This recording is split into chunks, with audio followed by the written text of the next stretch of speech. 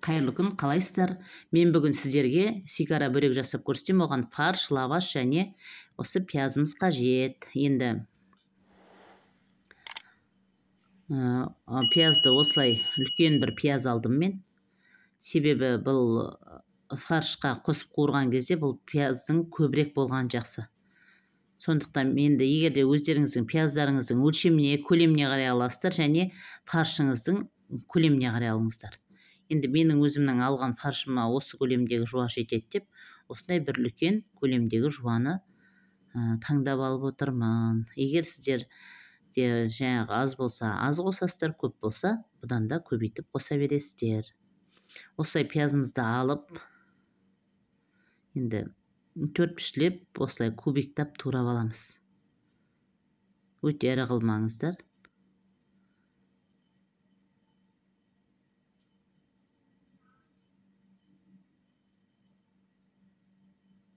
Мінекей.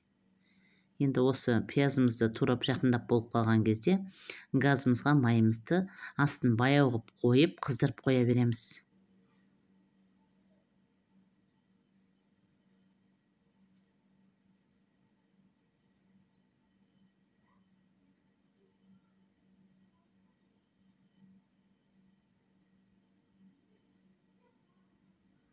Мінекей.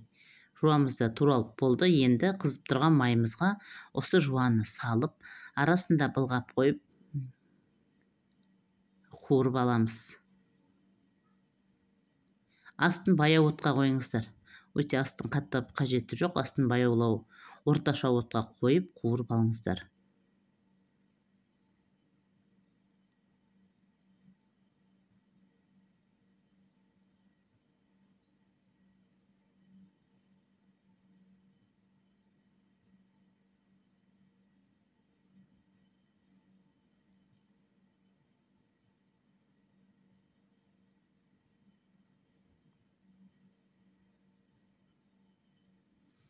Жалпы бұл бөректің жасалу жолы өте оңай. Сіздер де жасап көріңіздер.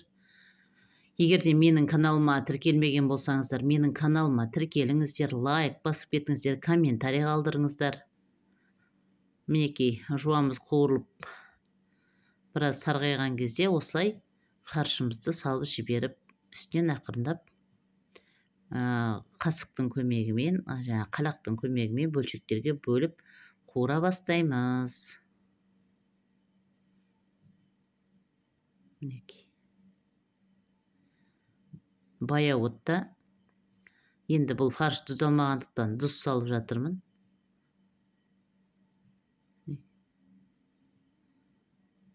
Және бұрыш, қара бұрыш.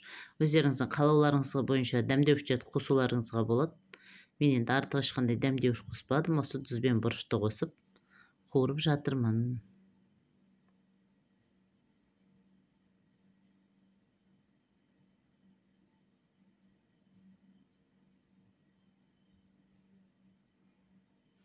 Енді фаршымды қуырып дайындап алдым. Мінекей, лавашымызды алып, осы мысалға бір лавашты 8 бөлікке бөлесіздер. Қазір көрсетемін. Жасалу барысында 2 бөлікке бөлдім. Енді тағы бөлем. 4 бөлік шықты. Енді тағы орталарынан бөлгенде бір лавашты, яғни 8 бөлікке бөліп аламыз. Бір лаваштан 8 бөлек шығады деген сөз сонда.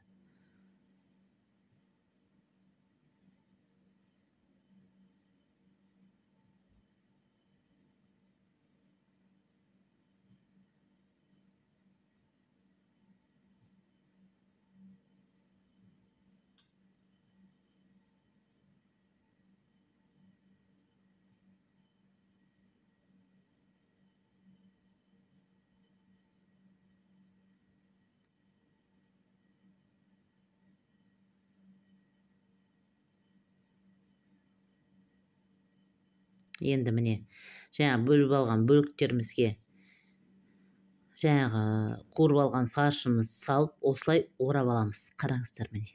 Ораймыз да, шетін дайындап қойған суымызға батырып, жапсырып қойыңыздар осылай.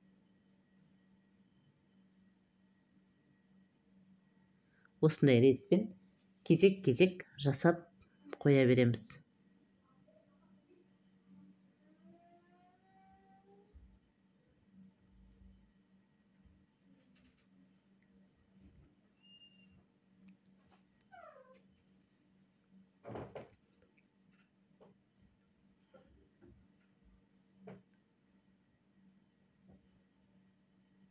осылай рет-ретімен жасап дайындап аласыздар. Міне жаңа қуырып алған фаршым салқындаған, сол салқындаған фаршты ішіне салып жатырмын.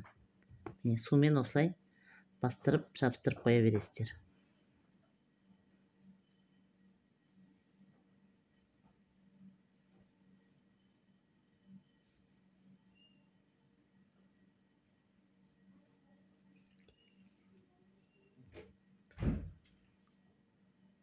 Міне барлығында орап болдым. Енді осылай тапама пергамент қағазын төсеп, соң үстіне орналастырып шығамын. Мен өзі 4 лаваштан 8-8-ден 32 бөрек шықты.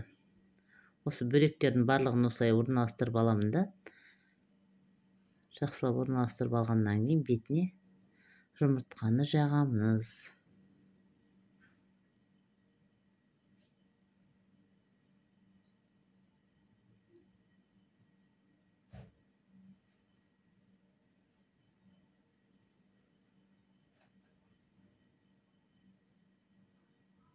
Міне дайын.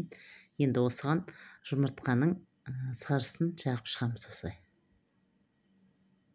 Барлық жерін жеткізіп жағып, әдемілеп жағып шығамыз.